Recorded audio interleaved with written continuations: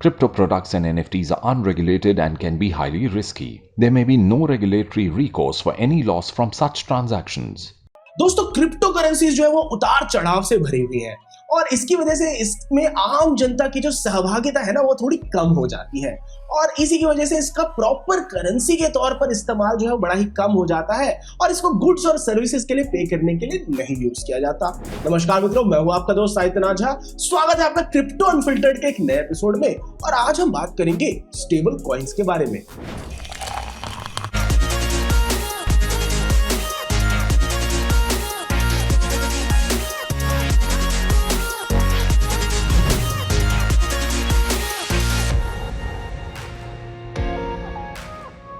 जो stable coins है ना वो एक कम परिवर्तनशील रूप है क्रिप्टो करेंसीज का। अब जो भाई क्रिप्टो करेंसीज की अस्थिरता है ना उसको हम बड़े सारे तरीकों से कम कर सकते हैं, जिसमें से कि एक तरीका है कि किसी कॉइन को किसी एक स्टेबल एसेट द्वारा बैक किया जाए। स्टेबल कॉइन्स उन निवेशकों के लिए बढ़िया है जो अपने एसेट्स को क्रिप्टो जगत में ही रखना चाहते हैं। अब भाई क्रिप्टो से बार बार फिएट करेंसी पे स्विच करना और फिर वापस क्रिप्टो पे जाने की जो प्रक्रिया है ना ये जेब पे बहुत ही हैवी होती है और इसमें मेहनत मशक्कत भी बहुत ज्यादा है। स्टेबल कॉइन्स निवेशकों को दोनों ही दुनियाओं का एकदम बेस्ट प्रदान करते हैं। निवेशकों को मिल जाता है क्रिप्टो जगत के भीतर एक स्टेबल एसेट और जो ट्रांजैक्शन करने की तेज गति है वो भी उसके साथ मिल जाती है। कुछ सेंट्रल कॉइन्स जैसे कि टेथर, इनको एक संरक्षक की जरूरत होती है जो कि उस करेंसी को रेगुलेट करे और एक निश्चित मात्रा को सिक्योरिटी मनी के तौर पर मेंटेन रख सके। अब भाई टेथर जो है वो यूएस डॉलर्स को एक बैंक अकाउंट में रखता है और जो अमाउंट उन्होंने रखा है वो उनके द्वारा जारी किए गए अमाउंट के बराबर होना चाहिए ताकि जो पूरी व्यवस्था है ना सुचारू रूप से चलती रहे। इस तरीके से अंधाधुंध प्राइसेस में जो उतार चढ़ाव होता है ना उससे बचा जा सकता है। पर दोस्तों और भी कुछ डिसेंट्रलाइज्ड क्रिप्टो करेंसीज है दाई जैसे, जो कि इस लक्ष्य को बिना किसी संरक्षक के हासिल कर लेती हैं।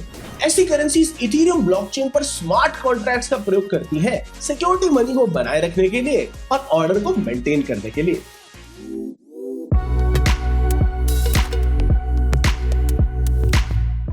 दोस्तों बनावट के तौर पर हम स्टेबल कॉइन्स को तीन प्रकार से बांट सकते हैं: फिएट कोलैटरलाइज्ड, क्रिप्टो कोलैटरलाइज्ड और नॉन कोलैटरलाइज्ड। अब जो फिएट कोलैटरलाइज्ड है वो सबसे सरल वर्जन है इसका कि इसमें जितने भी स्टेबल कॉइन इशू होते हैं उसके एवज में जो फिएट करेंसी है उसकी भी सिमिलर मात्रा होनी चाहिए। अब भाई ऐसे स्टेबल कॉइन का प्रोडक्शन और लिक्विडेशन वो जो कॉइन जिसने जारी किया होता है उसके द्वारा किया जाता है। यह प्रक्रिया वैसी ही है जैसे पुरानी एक व्यवस्था थी जिसमें निश्चित मात्रा में सोना सेंट्रल बैंक के सेफ में रखा जाता था हर उस डॉलर के बदले जो कि मार्केट में घूम रहा होता था। इसका दाम स्टेबल रहता है क्योंकि अगर ये डॉलर पेग्ड कॉइन है और आप इसको $1 से कम में खरीद सकते हैं तो आप जाके इसको वही प्राइस $1 पे एक्सचेंज भी कर सकते हैं और वाइस वर्सा। असली दिक्कत बस यही है कि कॉइन को जारी करने वाली जो पार्टी है ना वो सारे डिपॉजिट्स को और विड्रॉल्स को ऑनर करे और एकदम रेगुलेशन से चले। कुछ जाने माने फिएट कोलैटरलाइज्ड स्टेबल कॉइन्स है Tether, USDT trust token, TUSD Gemini, GUSD Paxos, Pax Circle और USD कॉइन। अब अगली जो श्रेणी है वो है क्रिप्टो कोलैटरलाइज्ड स्टेबल कॉइन्स की। अब जैसे कि इसके नाम से ही पता चल रहा है इसमें क्रिप्टो को कोलैटरल के तौर पर इस्तेमाल किया जाता है और उसके बदले में स्टेबल कॉइन्स इशू होते हैं। पर उदाहरण के लिए अगर हमने जैसे इथेरियम जैसा क्रिप्टो लिया, ऐसे क्रिप्टो की वैल्यू खुद ही स्टेबल नहीं रहती तो हमें कुछ सेट ऑफ नियम कानून और प्रोटोकॉल्स चाहिए होते हैं ताकि जो एक स्टेबल कॉइन है उसकी वैल्यू 1 USD के आसपास बनी रहे, जो कि लगभग 78 रुपए के आसपास होता है। अब मान लीजिए कि हमने 200 रुपए का इथेरियम जमा करा जिसके बदले में हमको 100 रुपए के स्टेबल कॉइन्स मिले। अब भाई हमारे जो 100 स्टेबल कॉइन्स है ना ये 200% कोलैटरलाइज्ड है। इसका अर्थ ये हुआ कि अगर ईथर का प्राइस 25% भी गिरता है तो भी जो स्टेबल कॉइन है ना उसकी प्राइसिंग जो है उसमें फ्लक्चुएशन नहीं आएगी क्योंकि अभी भी 150 रुपए के बराबर का ईथर जो है वो स्टेबल कॉइन को बैक कर रहा होगा। कुछ मशहूर क्रिप्टो कोलैटरलाइज्ड स्टेबल कॉइन्स है हेवन और मेकरडाओ।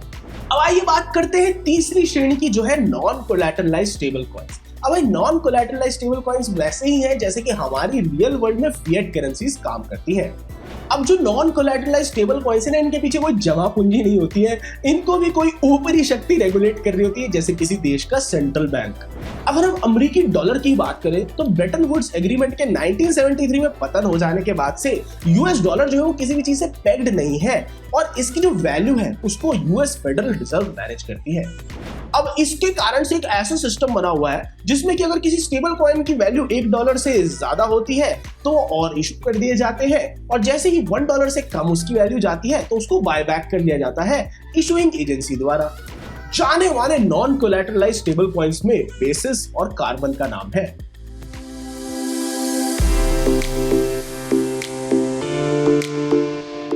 दोस्तों फिलहाल जब क्रिप्टो मार्केट की वैल्यूएशन $1 ट्रिलियन मार्क से नीचे गिरकर $929 बिलियन के आसपास आ गई है, तब एक्सपर्ट्स का मानना है कि इंस्टीट्यूशनल इन्वेस्टर्स ही मार्केट सेंटीमेंट को थोड़ा बहुत बैलेंस रख सकते हैं। इन्हीं बिग मनी इन्वेस्टर्स को स्पेशल फाइनेंशियल सर्विसेज देने के लिए बाइनेंस क्रिप्टो एक्सचेंज ने एक फ्लैगशिप इनिशिएटिव लॉन्च किया है जिसका नाम है बाइनेंस इंस्टीट्यूशनल। ये प्रोग्राम बड़े लेवल के क्रिप्टो इन्वेस्टर्स को corporates, asset managers, brokers, hedge funds, family offices और लिक्विडिटी सर्विसेज जैसे फीचर्स देगी। गिरे हुए मार्केट्स के बीच FTX क्रिप्टो एक्सचेंज, BlockFi और Robinhood एक्वायर कर सकता है, ऐसी खबरें आ रही हैं। और हाल ही में और ताजा खबरों में मेटावर्स की दुनिया धीरे धीरे अब एक आकार लेने लगी है। देखते ही देखते द सैंडबॉक्स मेटावर्स में NYC का फेमस टाइम स्क्वायर आने वाला है।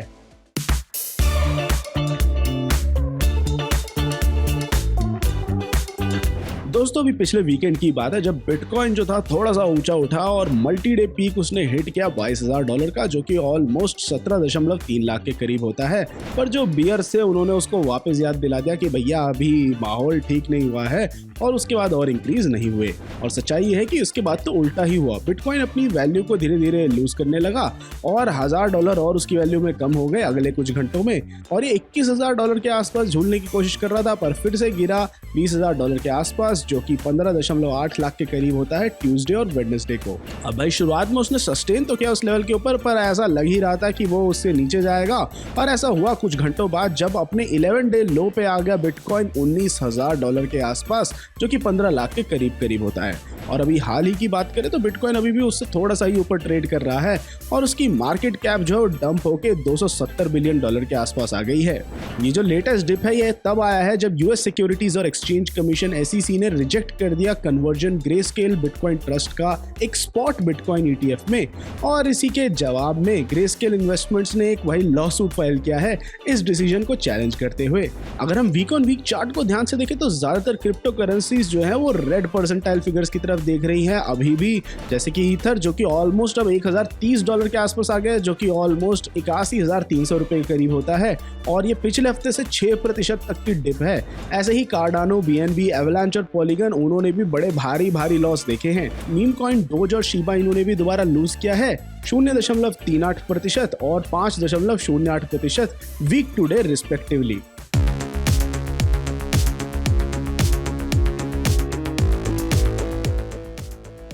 दोस्तों पिछले 24 घंटों में मार्केट जो है वो 4.80% नीचे गई है। इथीरियम जो है वो भी 8.48% नीचे गिरा, और पिछले 24 घंटों में शिबा इन्होंने भी थोड़ी बहुत बढ़त देख ही ली। पिछले 24 घंटों में बिटकॉइन की वैल्यू भी 4.56% नीचे गिरी, एल्गोरैंड की वैल्यू 6% नीचे गिरी, और सोलाना ने भी 9.32% का लॉस देखा। अगर आप शुरुआत करना चाहते हैं अपने क्रिप्टो के सफर की, जानना चाहते हैं क्रिप्टो के बारे में थोड़ा और, या फिर आप ट्रेड करना चाहते हैं क्रिप्टो में, तो आज ही डाउनलोड कीजिए कॉइनस्विच ऐप को, जिसका लिंक हमने दे रखा है नीचे डिस्क्रिप्शन में। तो दोस्तों क्रिप्टो अनफिल्टर्ड के इस एपिसोड के लिए इतना ही। आशा करता हूं आपको स्टेबल कॉइन से कंसेप्ट पूरी तरीके से समझ में आया होगा, और आपको कोई भी डाउट है तो उसको छोड़ जाइए कमेंट सेक्शन में, और मैं आपसे मिलता हूं अगले एपिसोड में। Crypto products and NFTs are unregulated and can be highly risky. There may be no regulatory recourse for any loss from such transactions.